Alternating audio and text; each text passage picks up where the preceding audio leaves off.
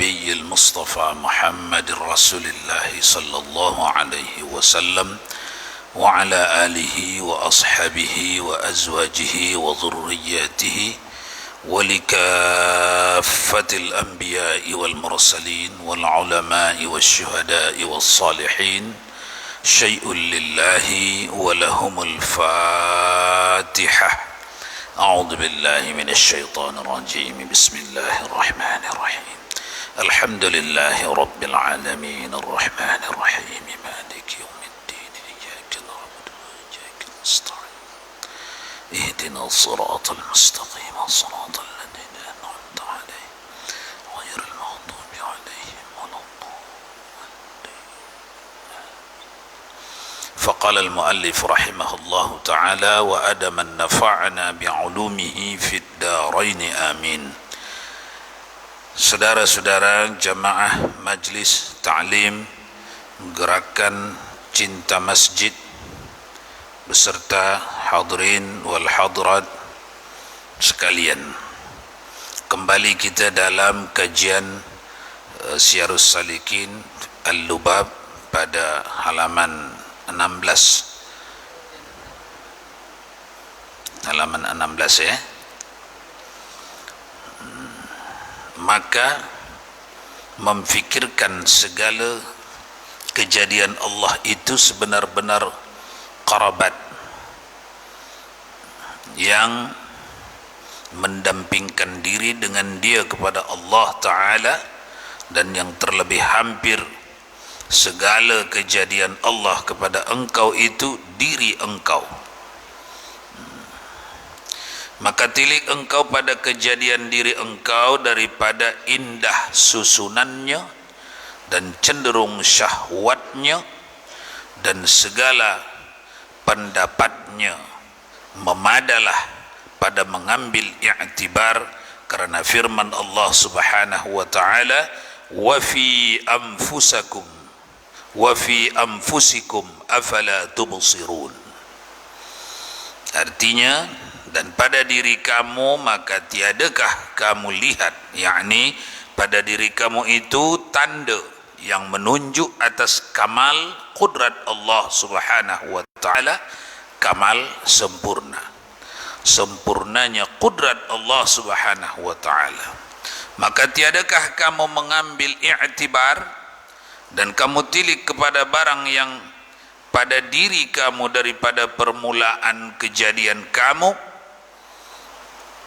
hingga kesudahannya daripada indah susunan atau hal kemudian daripada satu hal, dan sangat ajaib hikmatnya, hukumnya, dan sangat teguh perbuatannya, dan beberapa yang halus-halus daripada lataif yang mulia-mulia. Lataif ghasu, lataif bahasa Arab, bahasa kita ghasu tak bisa diwujudkan, tapi ada. Lataif, tunjukkan, ya, tunjukkan. Lataif yang mulia-mulia seperti nur iman dan ma'rifat dan akal dan lainnya daripada perkara yang ajaib-ajaib, maka mengambil dalil kamu dengan dia atas ada khalik yang menjadikan dia, dan atas kamal kudratnya, sempurnanya kudrat pencipta, pencipta Allah Khalik. Dan sesungguhnya telah menghiasi Allah Ta'ala akan manusia ini dengan beberapa anggota yang zahir, dan dihimpunkan padanya akan beberapa perkara yang berlawanan pada ma'ani yang batin, dan yaitu panas dan sejuk, kering dan basah, dan seterusnya. Sampai situ dulu. Kembali kita ke awal bacaan. Awal bacaan matannya adalah maka memfikirkan. Kenapa dikurungnya itu? Karena asal kitab ini dari kurungan ke kurungan, kurungan ke kurungan, kurungan ke kurungan. Itu asal kitab, namanya matan. Di luar kurungan itu uraian dari apa yang ada dalam kurungan, itu namanya syarah. Dengan begitu, dan itu tradisi penulisan kitab Arab. Dengan begitu kitab Arab tidak bisa dibelokkan orang kedua, ketiga, generasi di belakang. Tidak bisa dibelokkan. Kalau ada pembelokan, itu langsung ketahuan. Karena pembelokan itu sudah lari dari keinginan matan. Nah, begitu. Jadi itu gunanya. Seperti yang Anda lihat di pasaran, di dunia alam maya, di dunia internet hari ini, ada orang yang mencuba membelokkan maksud ulama tertentu, ditulis ulama di kemudian hari, tapi maksudnya tak seperti itu. Langsung ketahuan. Karena syarahnya bukan itu uraiannya menurut si penulis kitab. Kenapa dibuat ke situ?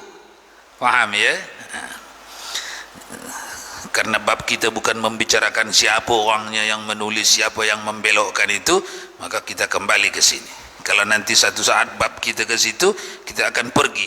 Siapa yang penulis kitab, siapa yang membelokkan, siapa yang menemukan pembelokan itu. Karena pembelokan itu pelanggaran ilmiah, penistaan ilmu pengetahuan, dan memfikirkan pada segala kejadian Allah.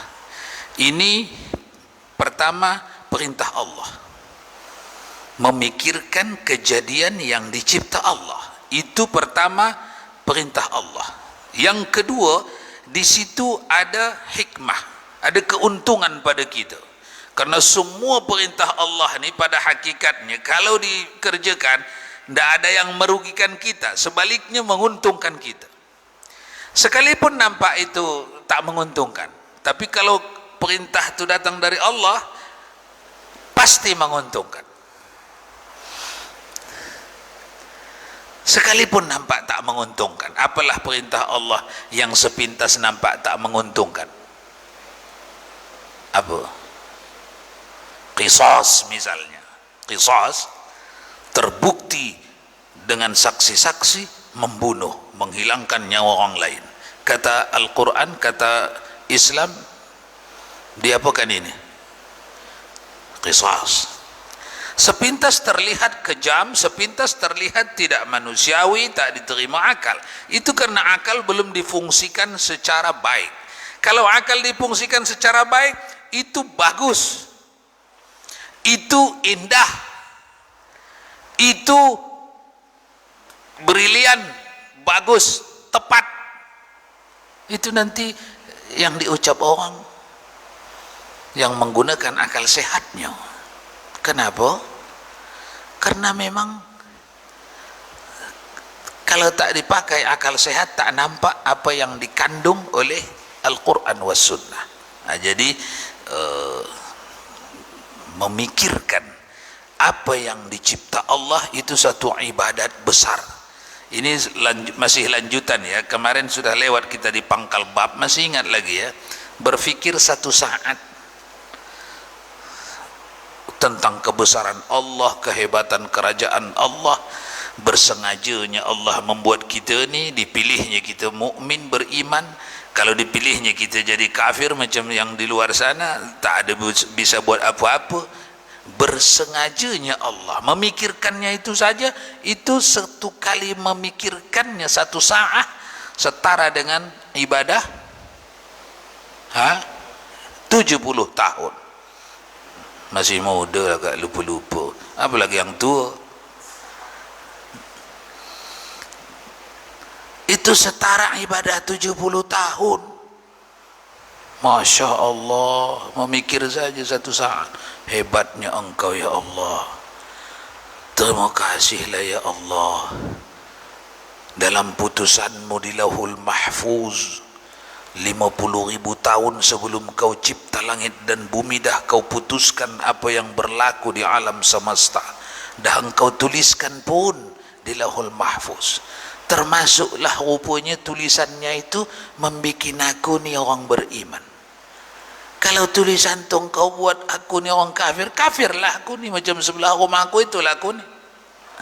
Itu orang yang merenungkan itu, lalu menggerakkan lidahnya, terima kasih, alhamdulillah, itu ditulis, itu ibadah 70 tahun. Masya Allah. Jadi kalau begitu, tafakkur, berfikir, itu ibadah yang ringan dalam pekerjaan tapi berat timbangannya, berat timbangannya. Terima kasihlah ya Allah, Engkaulah yang mentakdirkan anakku ini soleh, mukmin, mau beribadat. Kalau kau takdirkan macam anak sebelah rumahku, dia soleh, dia taat, berilmu, tapi anaknya tak mau solat. Kalau kau takdir macam itu, aku nak kata apa? Aku tak bisa buat apa pun. Ini tak kau takdirkan anakku ini mau dia solat, soleh, takut dia dari dosa. Terima kasih ya Allah. Gerakan satu ucap lidahnya alhamdulillah yang mengandung di dalamnya itu dibayar Allah sudah setara dengan ibadat 70 tahun. Masya Allah. Itu tafakkur. Jadi tafakkur ibadah. Tafakkur ibadah. Nah, di sini karena ini lanjutan, disuruh Allah kita memikirkan kejadian Allah. Maksud kejadian Allah jangan salah faham. Apa-apa yang dijadikan Allah di diri kita, di diri anak bini kita, di alam semesta, di hewan-hewan, binatang-binatang, itu fikirkan yang merujuk kepada kehebatan Allah. Ibadatlah tuh. Ibadat itu. Dulu udah lewat kita kaji betapa hebatnya teknologi dititipkan Allah pada anak ayam ya. Udah lewat ya. Anak ayam. Macam belum nampak. Sudah apa belum? Oh, dah. Ketua ni tak datang ini. Sudah lewat kita tu. Baru pecah anak ayam tu dari telur, dah pandai dia ilmu penyelamatan diri. Begitu datang elang, pandai sembunyi dia. Siapa ngajar dia? Belum kursus pun, baru turun lagi. Allah membekalinya. Jangan bilang itu bawaan badan. Itu dah sononya memang begitu. Sono mana? Tadi dia benda mati kok. Putih telur, kuning telur. Bisa benda mati mengajari dirinya tak? Ada yang fa'alhamaha fujuraha wa taqwaha, yang membikin telur ayam itu dari tak ada menjadi ada, membekali telur ayam itu kepandaian menjadi anak ayam, pandai menyelamatkan dirinya. Itu yang betul, itu yang sebenarnya. Orang yang memikirkan, mengakui itu, melihat Allah sebagai Maha Pencipta yang hebat di situ, orang itu sekali fikir, sekali detak suara subhanallah, dibayar mahal itu orang itu. Setara itu ibadat 70 tahun. Jadi difaham dari situ, jangan bikin waktu sia-sia ya. Kalau sedang beternak ayam, ambil manfaat. Ini tahunya ternak ayam hanya mengambil telur saja. Sebutir berapa harga telur ayam? 2.500. Itu je lah yang dia dapat manfaat. Yaitu manfaat. Tapi itu manfaat semu, manfaat sekejap itu. Manfaat yang luas kalau tengah memungut telur ayam tu awak mampu berzikir, mengingat Allah, membesarkan Allah, mengagungkan Allah. Subhanallah, subhanallah, memungut telur ayam ini. Itu kalau peternak ayam banyak ayamnya, banyak telurnya itu. Subhanallah, subhanallah. Bukan hanya dapat ayam saja dah. Orang ni dapat pahala berpuluh tahun karena berpuluh kali berulang dia meletakkan lahzah. Satu lahzah 70 tahun, dua lahzah 2 kali 70, 3 kali 70, teruslah. Tanaman, menanam pokok, jangan hanya subur pokok jagung tu, tengok terus ke dalam jagung tu. Siapa yang memesani jagung itu pandai memilih saripati makanan yang diperlukannya.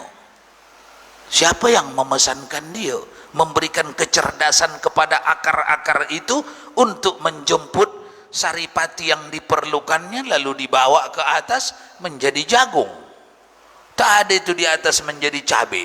Walaupun kita tanam di sebelah dia pokok cabai, tak ada itu. Ada Sang Maha Cerdas yang mengatur alam semesta. Ke situ simpulannya. Ada Sang Maha Cerdas yang mengatur, mengurus alam semesta. Distir, dikendalikannya ini alam semesta. Mulai dari yang besar sampai yang kecil-kecil dalam kendalinya ini. Termasuklah diri kita, termasuklah anak bini kita, termasuklah apa yang kita dapat kerjakan. Orang yang macam ini terbiasa memikirkan macam ini. Apapun yang dia hasilkan besok, dia udah duluan. Bukan aku yang hebat ya Allah, engkau yang hebat. Ini engkau punya, engkau yang fa'alhamaha fujuraha wa taqwaha. Engkau yang mengilhamkan, ini ku kerjakan lalu tepat, ini ku kerjakan tepat lalu berhasil.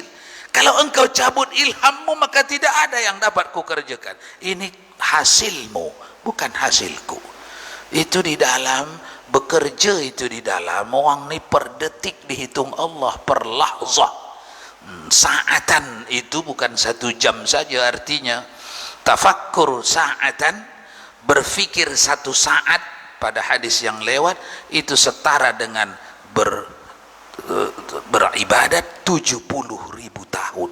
Jadi Allah Subhanahu wa taala di sini memenuhi janjinya ya. Jangan lupa tuan-tuan, waktu diangkat, diberikan pangkat kepada Rasulullah, aku angkat engkau, ku berikan pangkat kepadamu, pangkat yang belum aku pernah berikan kepada makhlukku, yaitulah dia Habibullah. Itu pangkat tertinggi, tidak ada lagi pangkat makhluk di atas itu. Habibullah itu diterima Rasulullah sempena ini Isra Mi'raj ini, itu diterima di mustawa tempat tertinggi yang pernah makhluk sampai. Ku berikan kepadamu pangkat tertinggi yang pernah diterima makhluk, hanya engkau Habibullah. Langsung Nabi, ya Allah, untuk umatku apa? Untuk umatku apa? Ku berikan pangkat kepada umatmu ummatan wasata. Ja'altu ummataka ya Muhammad ummatan wasata. Ku jadikan umatmu itu wahai Muhammad ummatan wasata, umat pertengahan. Apa itu pertengahan? Umurnya pendek-pendek tapi amal panjang asal dia pakai. Salah satu itu tafakkur. Panen jagung berapa bulan? Mulai dari tanam sampai panen. 3 bulan. Selama mengurus jagungnya dia, setiap memandang pokok jagungnya mulai dari benur sampai panen, dia tidak pernah melupakan mengingati kehebatan Allah. Berapa kali dia berzikir itu? Dia mendapat pahala ratusan bahkan ribuan tahun dari 3 bulan pokok jagung yang diurusnya. Karena dia lihat dari hari ke hari naik pokok jagungnya, dari berkuntum sampai keluar bunganya. Tiada yang bisa mengerjakan ini. Ini hanya kebesaranmu, rahmatmu ya Allah. Tanah tetaplah tanah, tapi engkau berikan kecerdasan kepada akar jagung. Dia tarik saripati yang dia perlukan, lalu engkau ubah dengan mesin yang ada di dalam batangnya itu menjadi apa yang diperlukan oleh buah, daun, kuntum, bunga.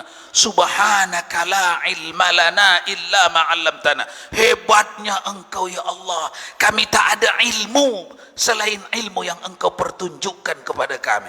Itu di dalam hatinya. Orang ni 1 detik waktu yang dia lalui, 1 lahzah, orang ni telah diberikan Allah pahala setara dengan 70.000 tahun. Inilah ummatan wasata. Umurnya boleh pendek tapi penghasilannya panjang. Bisa di akhirat mengalahkan umat-umat terdahulu yang Allah beri mereka umur 400 tahun, 600 tahun, 900 tahun, 1000 tahun, 1050 tahun. Bahkan bangsa jin yang puluhan, yang ribuan tahun diberi Allah umur, bisa dikalahkan umat Muhammad sallallahu alaihi wasallam dengan diberikannya pangkat kepada mereka seiring dengan diberikan pangkat kepada nabi kita, yaitulah pangkat kita ummatan wasata. Jadi jangan tak dipakai itu pangkat tu ya, macam jenderalnya tu, jenderal bintangnya berapa? 4, ada bintang 4, tapi awak tak pakai baju-baju kaos oblong kuyak-kuyak, awak pergi ke pasar, siapa yang mau menghormat? Tak ada. Coba kalau awak pakai bintang, awak tahu lah orang, menghormat lah orang. Ini tak mau pakai bintangnya, ya wes, tak mau pakai. Dikasih Allah pakai biar berfungsi. Jenderal pun sudah ada bintang 4, pakai biar berfungsi.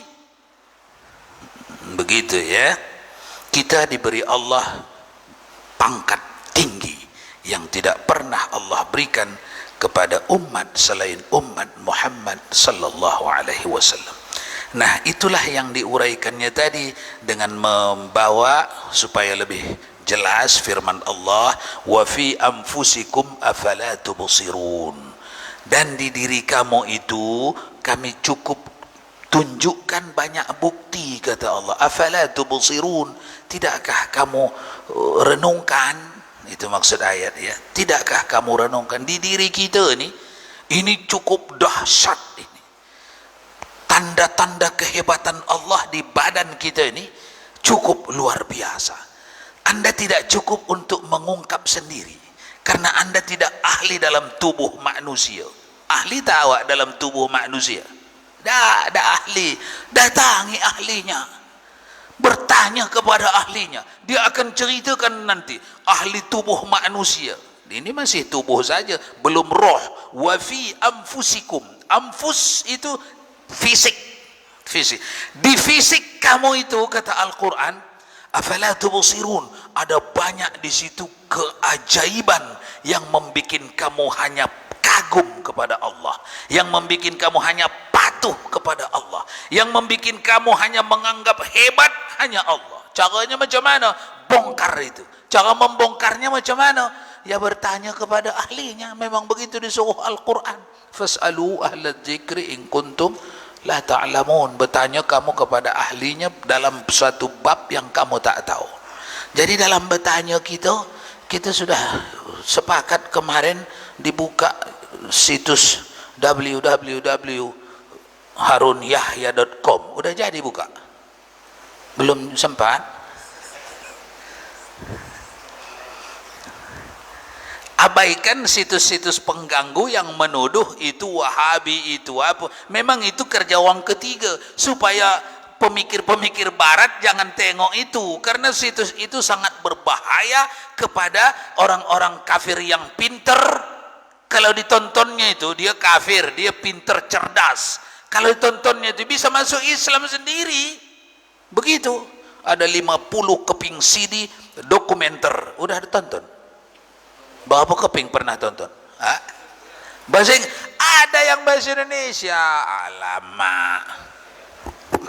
Jangan yang bahasa Inggrisnya, tengok, kan ada di atas pilihan bahasa, atas tepi kanan. Ambil dulu bahasa Indonesia, baru cari CD, baru cari tonton CD, baru baca buku. Kalau tak, keriting lah dia. Bahasa Inggris lah. Pilih bahasa dulu ya di atas. harunyahya.com. Film-film dokumenter. Itu dibeli mahal, film yang di dalam tu. Dibeli mahal oleh Islamic Foundation. Dibeli mahal film penelitian para dokter, kalau bidang kedokteran. Dibeli dulu resmi, baru dikasih komentar Al-Quran dalam apa yang diteliti mereka.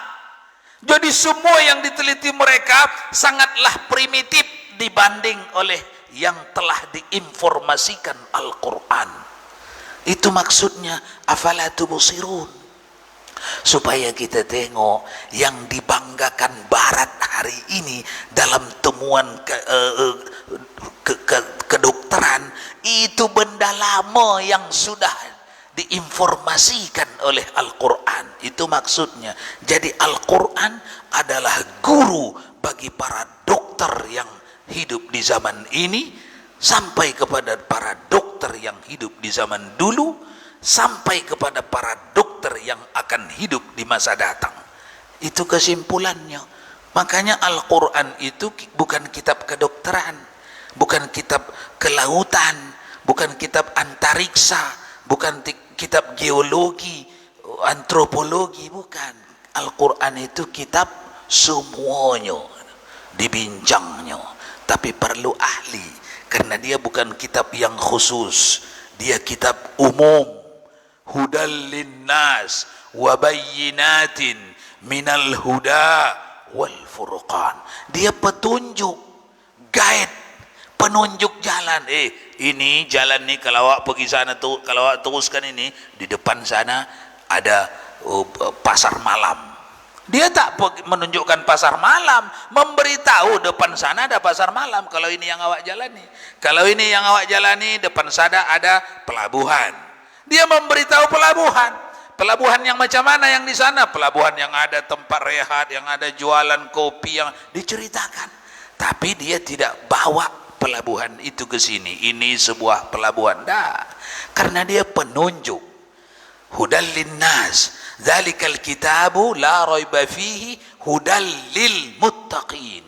Orang yang bertakwa, yang percaya kepada Al-Quran, penunjuknya cukup Al-Quran. Nah, jadi di dalam itu kita akan bisa mensosialisasikan perintah Allah di sini, wa fi anfusikum afala tubsirun. Di badan kamu tu cukup banyak bukti kehebatan Allah, di mana satu detik pun kamu tak bisa melepaskan diri dari fasilitas Allah. Satu detik saja tak bisa melepaskan diri dari sarana prasarana yang disediakan Allah. Dan tidak ada satu pun yang sanggup menunjuk tangan, udahlah Allah pencen dulu, aku menggantikan 5 detik. Tak bisa. Tak bisa. Nabi Sulaiman sudah pernah mencuba, walaupun kisah itu disampaikan Rasulullah ke kita untuk mengambil hikmah, bukan karena pembangkangan Sulaiman kepada Allah, bukan.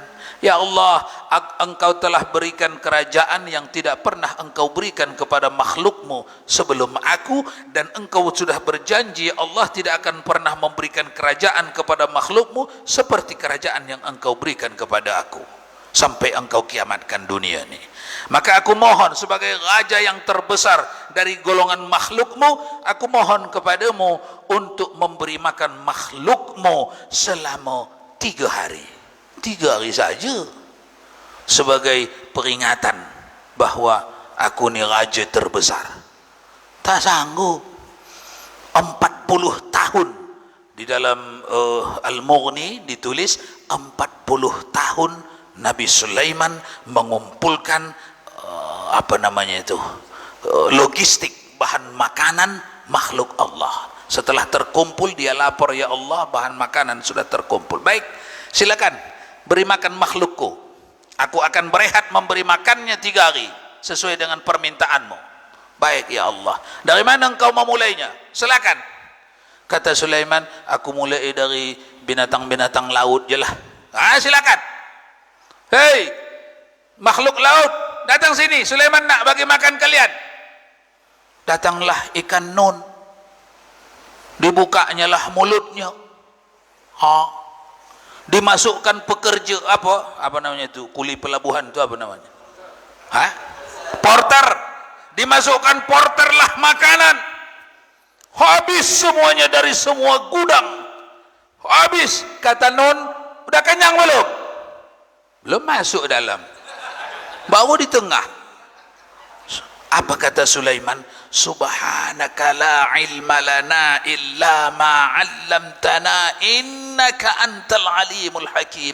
Hebatnya engkau wahai Allah, aku ni memang tak ada ilmu kecuali ilmu yang engkau beri. Kalau engkau tak beri ilmu, aku tak ada ilmu apapun.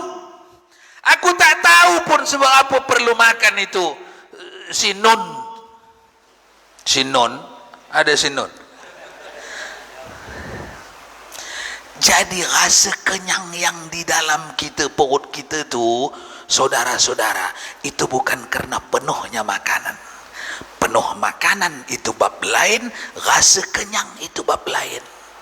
Kalau dicabut Allah rasa kenyang, dah penuh pun makanan tak kenyang. Kalau dikirimkan Allah rasa kenyang, tak ada pun isinya kenyang. Karena kenyang bab lain dari nikmat Allah, pengisiannya itu bab lain dari nikmat Allah. Allah tak kirim rasa kenyang, menganga saja mulut sinun. Tak berhenti, tambah lagi, kurang lagi, habis semua dihangkut. Nyerah Nabi Sulaiman.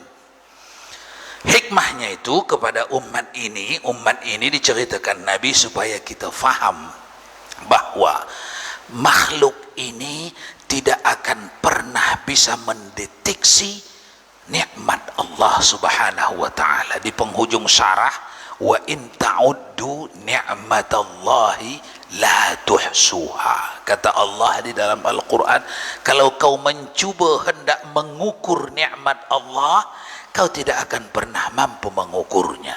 Di ayat yang lain, kalau kau gunakan seluruh ranting menjadi pena, lautan menjadi tinta untuk engkau tuliskan nikmat Allah, maka keringlah laut, habislah ranting, nikmat Allah belum juga habis. Itu isyarat kepada tidak mampu kita menghitung nikmat Allah. Tapi yang kita mampu, setiap satu kali kita jumpai nikmat Allah, kita mengucapkan kesyukuran kita. Itu diberi pahala yang kuat, yang besar, 70.000 tahun. Baik, kita lanjutkan. Dan dihimpunkan padanya akan beberapa perkara yang berlawanan pada ma'ani yang batin, dan yaitu panas, sejuk, kering, basah, dan yaitu daripada ajaib kudratnya yang tiada kuasa atasnya oleh yang lainnya daripadanya. Kemudian kamu tilik akan bahwasanya pada diri kamu itu. Dah, sebelum masuk ke diri, kita ke panas dingin dulu. Ada teknologi panas dan dingin. Orang tidak memakai akal sehatnya, kecerdasannya. Ini panas sama dingin biasa je. Iya, panas lah, dingin lah. No. Panas sama dingin makhluk Allah, ciptaan Allah yang amat luar biasa. Tanpa ada panas sama dingin, dipastikan tidak ada kehidupan. Tidak ada kehidupan. Kalau dicabut Allah lah makhluknya yang bernama panas sama yang bernama dingin. Di antara panas sama dingin apa ada? Nanti dijawab salah marah Ustaz ni, elok diam je lah. Apa itu? Hangat kuku. Di antara panas sama dingin tak ada apa-apa. Kalau dicabut panas, dicabut dingin, maka tidak akan ada yang ada kecuali hanya yang wajib ada. Tak ada. Cuma awak rasa ini tak panas karena dingin agak mendekat di sini. Kalau sama-sama dua-dua dicabut ini, jangan ada di sini hawa panas, jangan ada hawa dingin. Yang ada tak berhawa. Tak berhawa, ndak ada syai'un. Syai'un itu inilah dia. Tak ada ini, itu zaman apa namanya? Tak ada tempat, tak ada waktu. Zaman apa itu? Zaman azali. Zaman azali. Apa itu azali? Zaman di mana belum ada zaman. Jadi jangan kira ini nikmat kecil, panas dan dingin.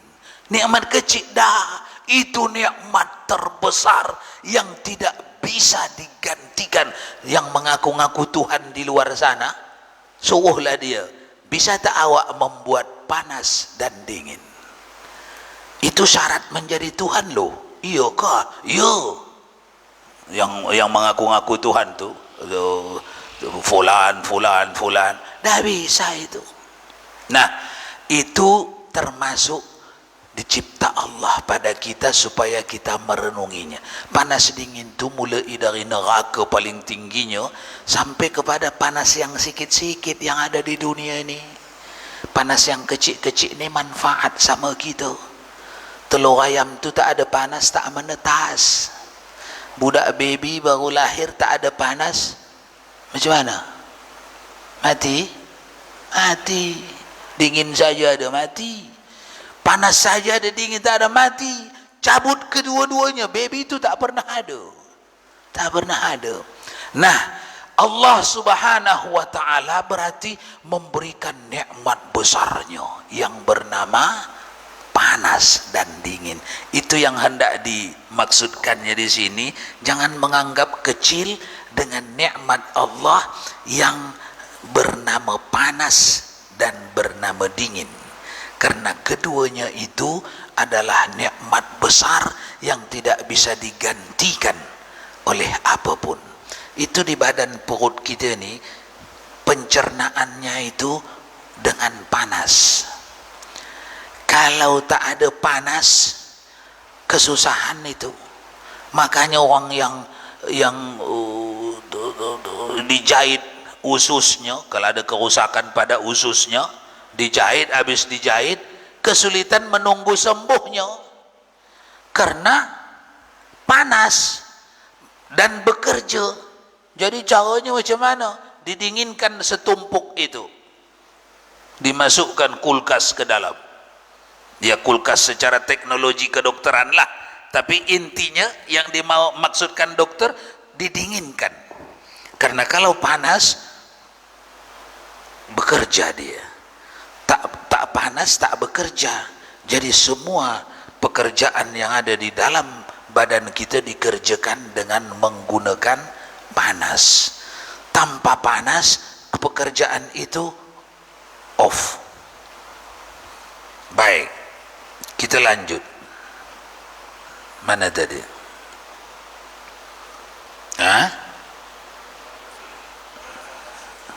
18 atas, ajaib daripada ayat dan yang lainnya daripada. Kemudian kamu tilik akan bahwasanya pada diri kamu itu beberapa pertolongan daripadanya dengan berbagai-bagai nikmat imdad. Ini mulai masuk ke wilayah yang agak apa sikit halus. Kemudian daripada dikeruniakan bagi kamu akan nikmat al-ijad. Nah, seperti hayat, ilmu, qudrat dan amal. Mari kita dekati dulu. Dan perkataan dan beberapa ma'ani yang mulia-mulia seperti pendengaran, penglihatan, segala bagi-bagi lezat. Sampai situ dulu. Tengok, Allah kasih kepada kita dua nikmat besar. Yang pertama namanya nikmat al-imdad. Ini al-imdad ni dapat tinggal 10 menit. Ini imdad kalau dimulai tak cukup 10 menit. Jadi tak sampai ke imdad, nanti akan datang imdad. Singkatannya imdad itu nikmat yang berkongsi antara kita dan binatang. Tapi kalau sudah ijad, itu diberikan Allah kepada kita sahaja. Untunglah tak dikongsikan itu ke binatang. Kalau dikongsikan juga itu ke binatang, tak tersembelih kita itu kerbau tu, tak tersembelih. Lembu tu tak tersembelih. Begitu dengar tengoknya tanggal dekat 10 Zulhijjah, musyawarah dia. Itu kalau dia punya imdad. Musyawarah dia. Oh, ini biasanya orang ni bunuh kita ni. Elok kita malam ni rubuhkan ini rumah ni. Atau ketua-ketua desa tanduk aja malam ni. Tak telap itu. Tapi tak dikirim Allah. Itu nikmat. Tak diberi Allah mereka itu. Imdad itu nikmat besar. Jangan kira itu. Itu bawaan badannya. Lembu memang begitu. Tak berakal dia. Tak. Tidak diberi. Ya ini memang manusia, bawaan badan dia cerdas. Tak diberi. Kalau dicabut awak pun lebih bodoh dari lembu lagi. Kalau dicabut. Karena diberi. Ada imdad, ada ijad. Mereka mendapat ijad, kita pun mendapat ijad. Tapi kita diberi imdad, mereka tidak. Dari imdad inilah kita dapat mengklasifikasikan keduanya ini bukan milik makhluk, milik Allah. Kecerdasan apapun yang dimiliki seorang manusia, tetaplah orang yang belajar berkata di dalam hatinya, ini imdadnya Allah yang dikirimnya pada engkau, bukan engkau hebat. Itu kalau dicabut Allah besok engkau tak punya apa-apa. Kalau ke orang lain, kalau ke diri apalagi, aku tak ada hebatnya, Allah kasih sedikit nikmat imdadnya, makanya aku punya ingatan, punya kecerdasan. Kalau Allah cabut ini, aku tak punya apa-apa. Subhanallah, subhanallah, subhanallah. La haula wa la quwwata illa billah. La haula wa la quwwata illa billah. Di dalam hadis sahih Rasulullah datang, siapa yang mengucap la haula wa la quwwata illa billah 10 kali sebelum matahari terbit, artinya di waktu subuh, Allah berikan dia pahala setara dengan 7 syuhada. Mati syahid fil ma'rakah, mati syahid ditebas musuh lehernya. Sebelumnya dia tebas musuh Allah, pada mati akhirnya dia pun ditebas musuh Allah lehernya, mati dia digelanggang. 7 orang diberikan pahala, 7 orang kepada orang yang mengucapkan la haula wa la quwwata illa billahil aliyyil azim 7 kali sebelum matahari terbit. Maksud Nabi apa itu? Supaya umatnya memulakan aktivitas dalam hidupnya sehari ini dimulakan dari tidak ada dayaku, tidak ada upayaku ya Allah kecuali engkau bagi. Jadi yang aku mampu satu hari ini kerjakan ini bukan dari kehebatanku, melainkan dari pemberianmu. Itu targetnya, itu target hikmahnya, supaya kita tidak mendewakan ilmu, mendewakan keterampilan, ketangkasan, sehingga yang hebat itu kita, di situ kufur nikmat Allah, tidak nampak Allah sebagai pengendalinya. Habis, silakan ada soalan dalam 10 menit. 10 menit sudah dipakai 5 ya, tinggal 5. Silakan dalam 5 menit.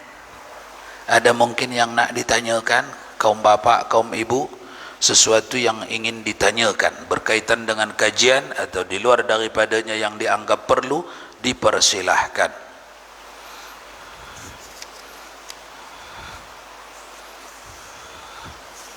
Assalamualaikum Buya. Waalaikumsalam warahmatullahi wabarakatuh. Buya, tafakur itu kan sepanjang yang kami dengar dari penyampaian Buya, itu kebanyakan kita memikirkan keagungan ciptaan-ciptaan Allah. Apakah kalau kita misalnya memikirkan atas kehilafan kita yang telah lewat untuk menyesalinya, apakah termasuk dalam kategori tafakur Buya? Masuk. Itu lebih utama lagi. Cuman nanti itu dikerjakan di bab taubat. Jangan pula itu saja kerja hari-hari. Itu awak kerjakan ketika anda sedang bertaubat. Orang bertaubat itu kan ada start, ada finish. Start mulai sejak mengerjakan dosa, apa dosa yang dia kerjakan, itu start perintah kepada dia untuk bertaubat. Finishnya mana? Sejak ditunaikannya 4 rukun taubat. Kalau dah ditunaikannya, udah lupakan itu. Jangan lagi itu aja kerja, alhayakuni. Udah, orang udah taubat, udah didirikan 4. Yang pertama rukun taubat, yang pertama menyesal di lisan dan di hati. Adakan itu, jangan tak ada. Menyesal di lisan dan di hati. Astaghfiruka wa atubu ilaik, di bibir, di hati pun macam itu juga. Ada penyesalan. Yang kedua, berjanji kepada diri sendiri di hadapan, disaksikan Allah Subhanahu wa taala untuk tidak kembali kepada kesalahan yang sama. 2. Rukun ketiga, mengganti kejahatan itu yang sama bobotnya. Kalau berbiaya dulu bikin dosa itu sama besar biayanya, ganti amal jahat dengan amal soleh. Kalau pakai capek dulu, ganti yang sama capeknya. Dulu awak yang mau ditaubati ini misalnya dosanya pakai biaya, apa itu? Berbiaya besar dosanya. Minum khamar, mahal itu, mahal tak? Tahu pula dia mahal. Mahal itu, semahal itu, sebanyak itu dulu awak hambur-hamburkan duit, sebanyak itu juga cari duit untuk kegiatan ibadat, untuk membantu orang kesusahan, untuk membantu amal saleh. Itu namanya mendirikan rukun taubat, mengganti amal buruk dengan amal baik. 3, yang terakhir, kalau dosa itu berkaitan dengan makhluk, maka menjumpai mereka, dapatkan ridha mereka dengan membayar hak mereka, dengan meminta maaf, dengan apa saja, pokoknya sampai mereka ridha. Habis itu dahlah, jangan lagi itu ingat-ingat lagi, yang lainlah kerjakan. Baik, next. Habis. Ibu-ibu ada yang nak ditanyakan? Tak ada? Tak ada. Kita tutup dengan harapan kita sedikit dari apa yang kita bincangkan daripada Al-Lubab Syiarus Salikin. Allah berikan keberkahannya, amin ya rabbal alamin. A'udzu billahi minasyaitonir rajim. Bismillahirrahmanirrahim. Alhamdulillahi rabbil alamin, wassalatu wassalamu ala asyrafil anbiya'i wal mursalin, sayyidina wa maulana Muhammadin wa ala alihi wa sahbihi ajma'in. Allahumma ya alim, ya azim, ya ghafur, ya wadud. Allahumma zidna ilman warzuqna fahma. Rabbana allimna alladhi yanfa'una. Rabbana faqihna wa faqih ahlina. Wa sallallahu wa sallam ala sayyidina Muhammadin salatan tuwassi'u biha alaina al-arzaq wa tuhassinu biha lana al-akhlaq wa ala alihi wa sahbihi wa sallam tasliman kathira walhamdulillahi rabbil alamin.